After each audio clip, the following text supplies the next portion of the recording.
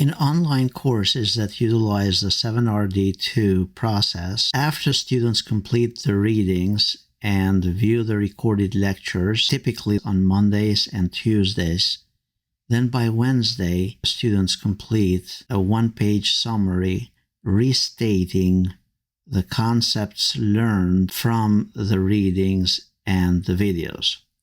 This serves as a mechanism to get the students to complete those readings and assess them at a formative level on those readings and videos. Part of the 7RD2 course design framework is to use what we call forms or rubrics in the course. So the student completes a rubric similar to this, and we refer to it as Form A.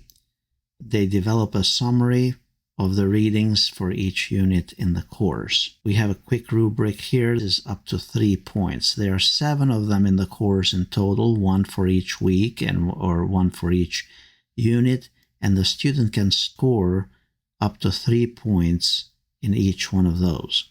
In the 7RD2 process, we use the additive grading where the course starts with 0 points, and then the student by the end of the course has to reach 100 points. And we'll cover that in a different video.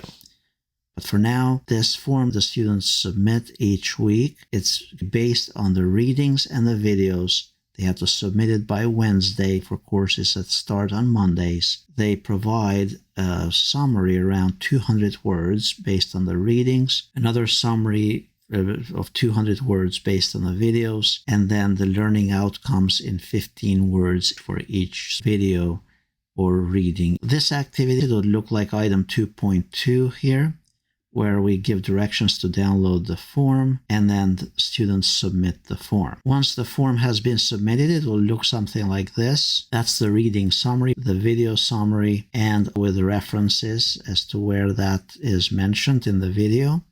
This also avoids the AI stuff to some extent. And then the outcomes. This is designed to be concise, both for the students in developing it and also in the faculty workload to grade this.